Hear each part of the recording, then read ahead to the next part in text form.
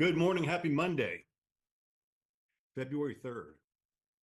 So I always start out, you guys make fun of me to say it. So Dixie and I for a walk this morning, and we went looking for the mystery van because it's so foggy outside and we couldn't find anything. She couldn't even find a rabbit to chase, although she did.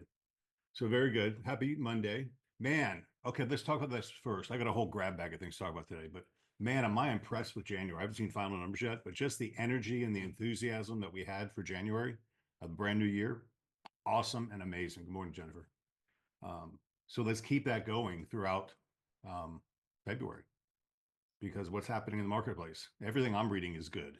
I guess I choose to read good things because you could read some bad things, but everything I'm reading, you guys are sending out newsletters. I got positive news. I'm getting copy on. It's fantastic. Um, Market stats are up. Prices are going up. Big sales are coming through. High dollar prices are coming into Tampa Bay. We still have a lot of doom and gloom surrounding the stuff, but it's okay. We'll get through it all.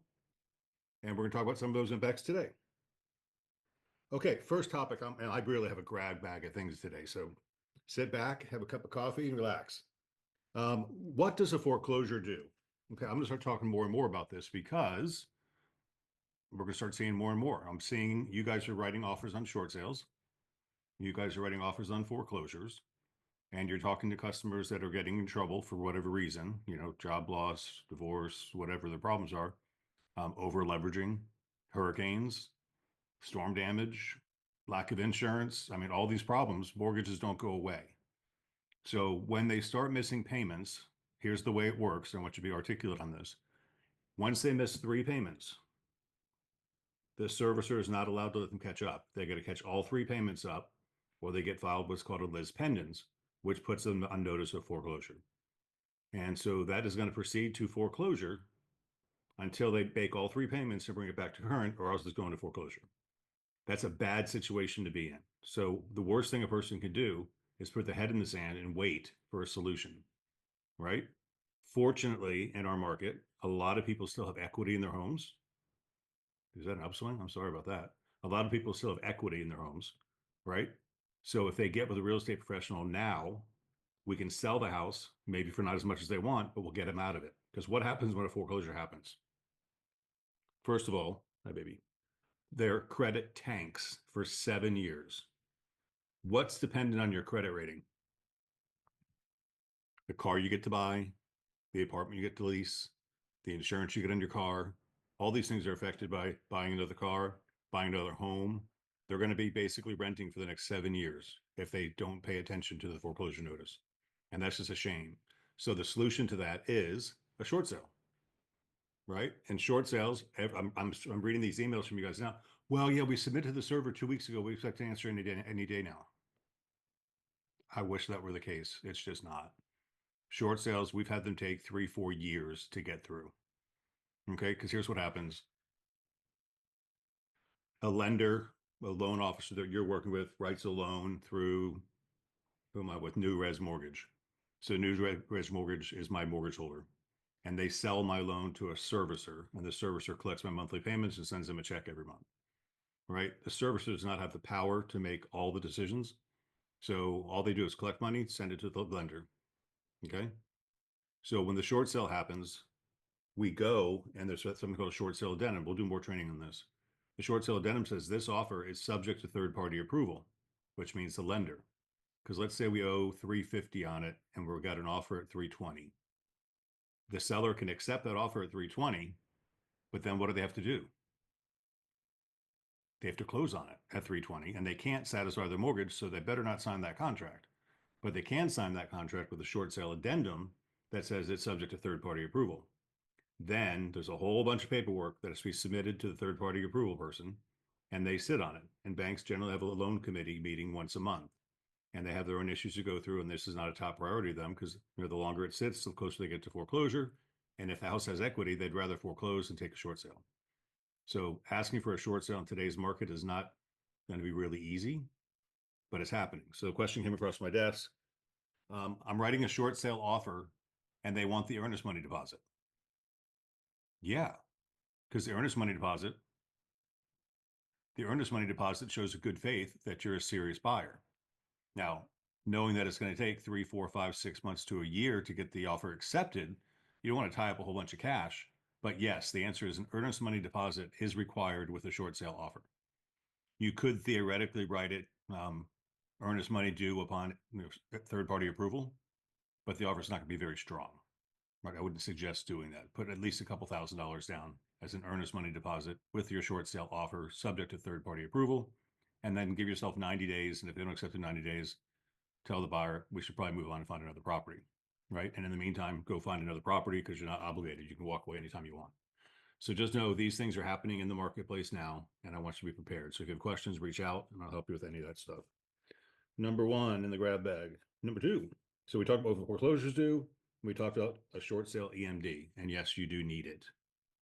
When I did a short sale last year, the title company would not give EMD instructions. And really, hold on.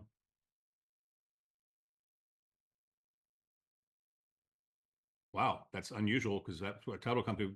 Sarah said when I did a short sale last year, the title company would not give an EMD instructions until the bank accepted the offer.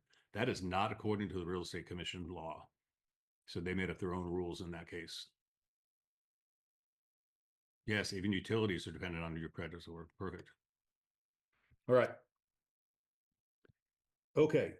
As we're going through these BBAs with our buyer broker agreements, I've got to remind you guys, we charge transaction fees, and it's up to you to write in the transaction fees. And we don't really have a way to govern that, right? So you just have to remember that we charge a transaction fee. So when you're writing in what the buyer is agreeing to pay, 3% plus 325, that would get you covered because we need to collect the transaction fee one way or the other. So if you don't get it from the buyer, we're going to take it from you. So I'm not threatening or being mean, but I need you to remember that because an agent contacted me over the weekend and said, oh, I forgot to put this in there. What happens now? I'm like, guys, we need those funds. That's just how we run the company. So you can't forget. You have to remember to put the 325 into your buyer broker agreements for whatever the buyer's agreeing to pay you. Okay? It won't be a problem, just like hasn't been a problem before. Rachel said, I'm surprised short sales are taking that long considering how they finally got it streamlined when the market turned. Yeah, the problem with that is evaluating it now, right? And what if I'm the lender and I am owed 350 and I find out the house is worth 370 and you got an offer for 340, what's the chance of me taking it? None. I'd rather foreclose and sell it for 370. So it's more of a decision-making process. Do they want to entertain the short sale now? The market is still strong. When the market's dying, hell yeah, they'll jump out of their bed to get the offer. Right now, they're not. Okay. So fees we charge, talked about that. This has come up a lot lately too, property management. And I can take you back to real estate school. And well, maybe this wasn't covered in real estate school. It was covered in broker school more. Because when a broker holds money from a third party, that's the biggest complaint the real estate commission gets against a real estate company is failure to account for funds, right? So what a broker has to do is collect the money, put into different accounts for each individual person, provide reconciliations for that account every month, and subject to auditing by the real estate commission. And that's just a pain in the butt. So we don't hold escrow for that reason. That's why the title companies hold escrow because they're not subject to real estate commission oversight. But so property management, advance rents are collected and held in escrow for the future. Security deposits are collected, which means they have to be managed and accounted for. And then they have to be released. We simply don't have the back office accounting staff to handle everybody's rent coming in monthly, the security deposits coming in and going out, and advance rents being held for a long period of time and being reconciled every month. I know it might just be a one-off deal, but it's too many. It's too much. So we have a partnership with a company called Rent Solutions, who does most of the Tampa Bay area anyway. We'll find some relationships in the outside markets, but definitely refer them to a property manager if they want somebody to collect rents and hold deposits. Now, if they want to hold deposits and collect rents, that's fine. They're the owner. But there's something called the Florida Landlord Tenant Act, and they have to be compliant with the Landlord Tenant Act. So what the Landlord Tenant Act says in a nutshell is if you're going to collect money like a security deposit, it has to go into a separate account to be compliant with the Landlord Tenant Act. So if your landlord wants to hold a security deposit, they have to open another checking account just for that deposit and let it sit there. And then it's being held for the tenant in case they, when they move out, the money's still there. Because believe it or not, sometimes a seller spends the money on things they shouldn't spend it on. And when the tenant needs their money back, they don't have it. So that's why the Landlord Tenant Act is in place. And so there's just a lot of rules around property management that we just simply can't do it. I'm not being mean. It's just we don't do it. Refer them to a property manager. Now we will gladly do a tenant finder situation, right? And here's how that works. We can put it in the MLS. We usually charge something for that, $250, I think it is. We'll put it in the MLS. You can get the leads. We offer well, now we don't offer a cooperating broker compensation anymore. Although we could for a rental. And we find the tenant and we generally charge 1 month's rent. So it's a $3,000 a month rental. It's a $3,000 rental fee.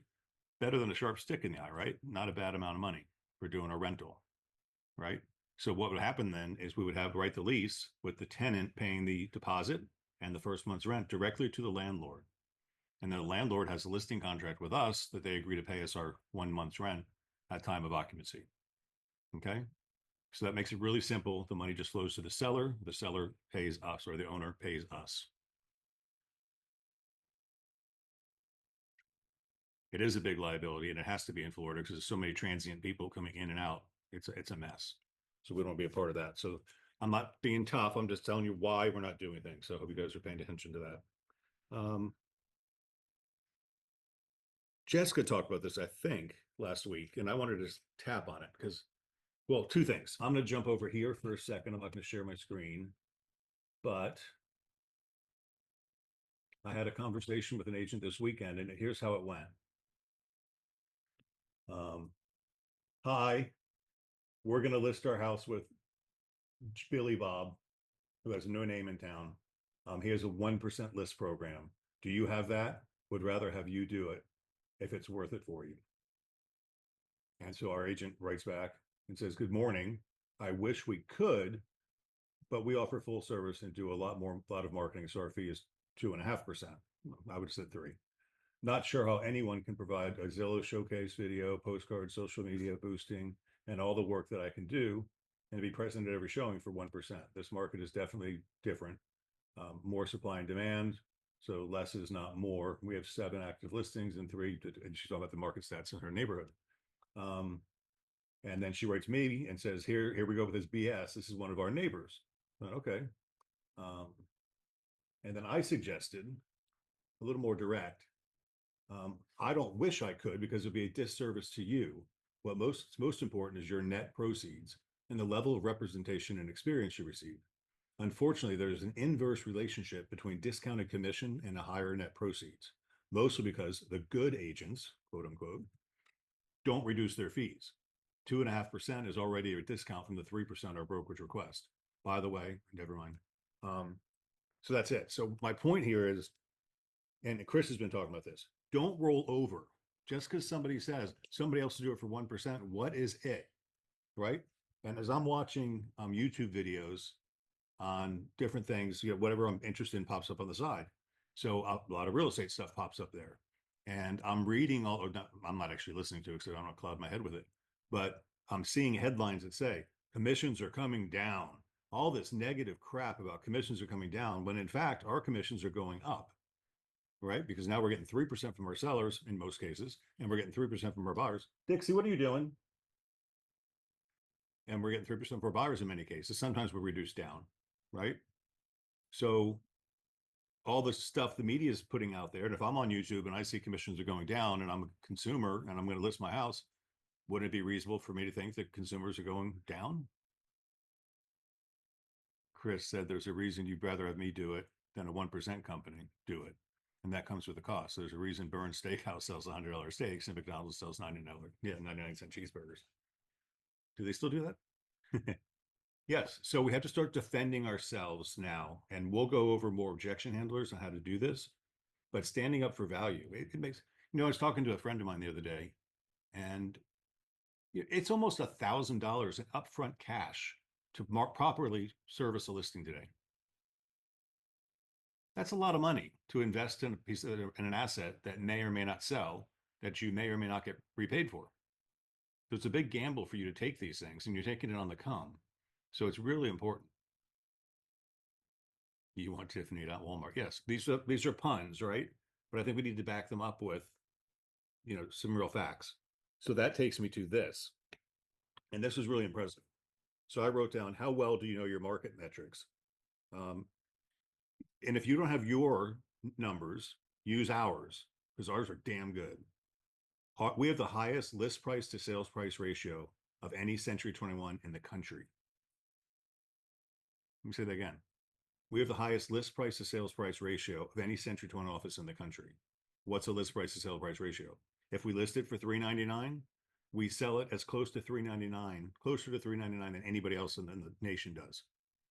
So when we put a price on a house, we defend that value, right? Because we have skills and systems and tools and all those things that a 1% company simply just doesn't have, right?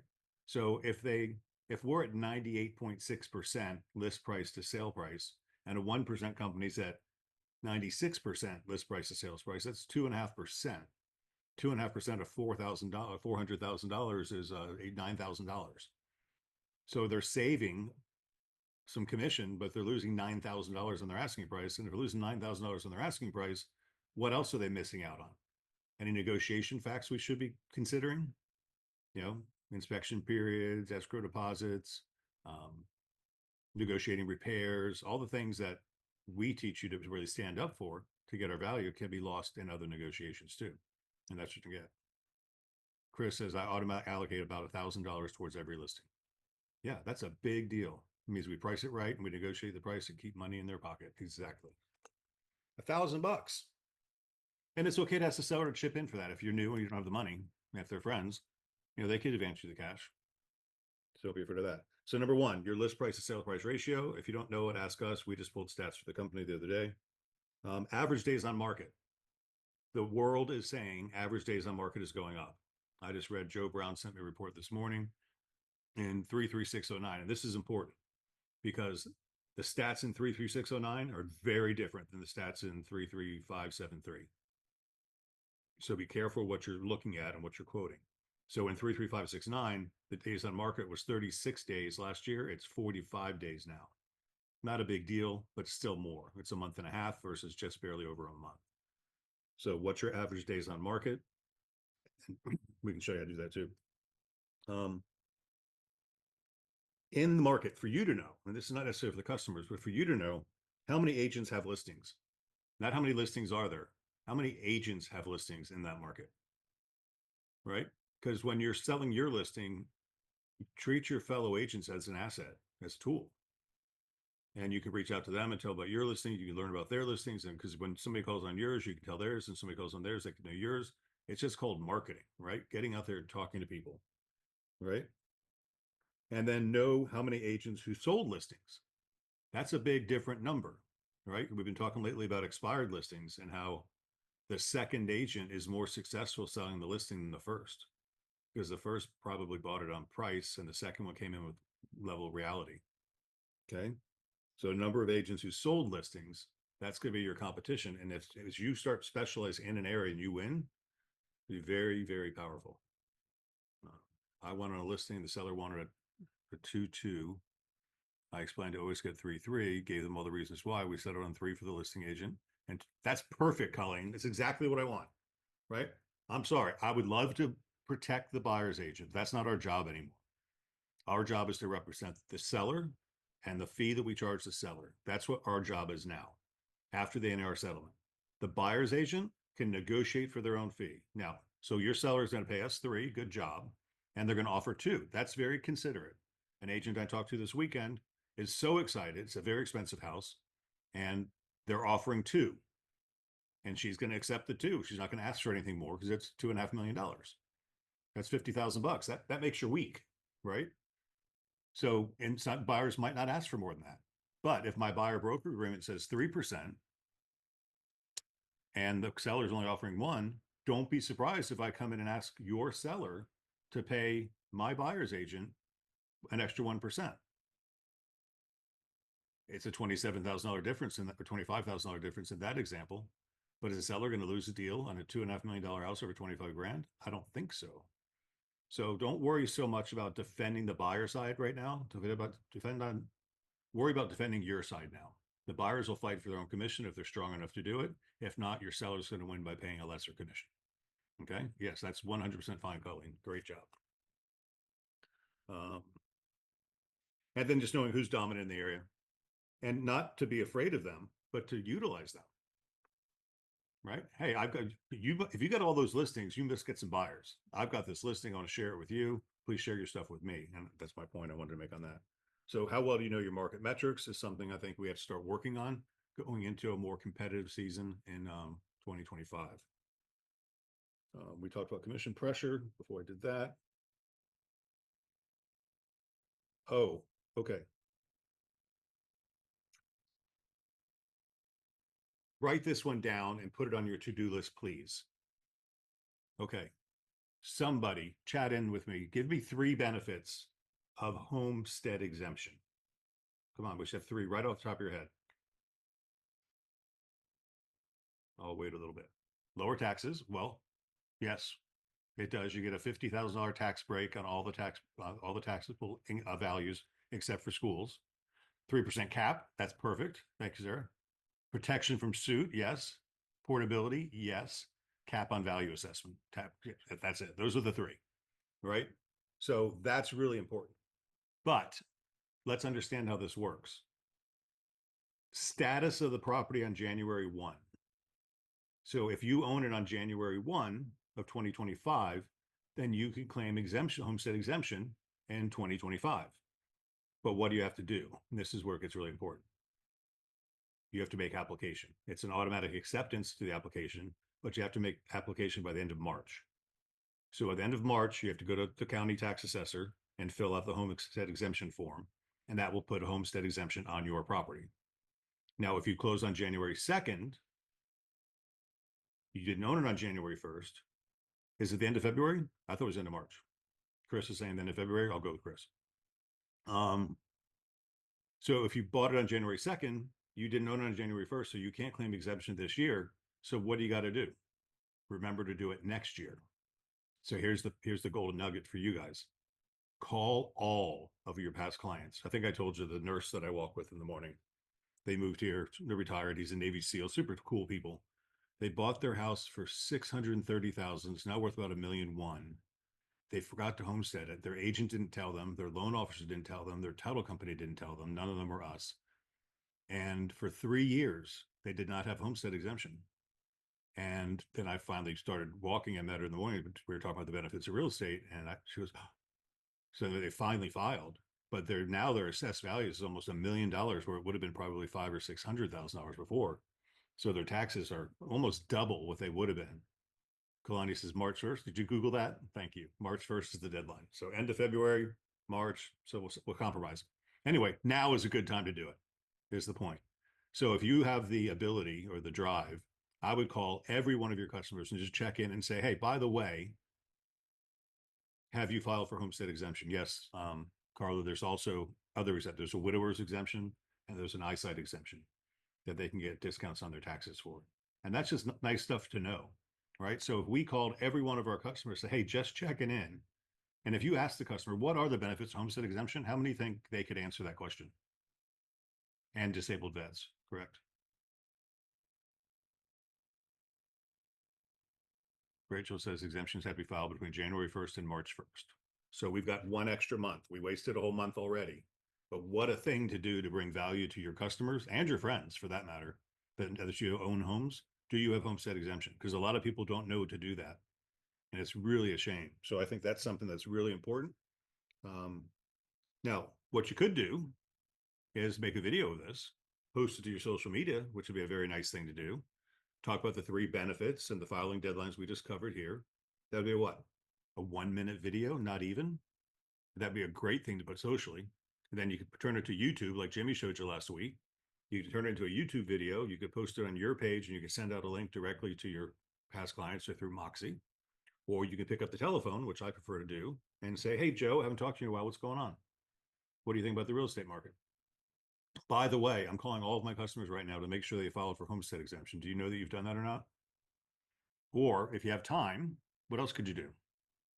You can go look up their house and see if they have homestead exemption and say, hey, Joe, I noticed you don't have homestead exemption. Or Joe, good job. I'm glad you filed for homestead. Are you aware of what the benefits of that are? Because it really is a big deal. right? It's something that's only in Florida. So any of your people that moved here from outside of Florida don't really know that. So as you're touring them around, I would talk about that as one of your items. Okay, last thing in my grab bag for this morning.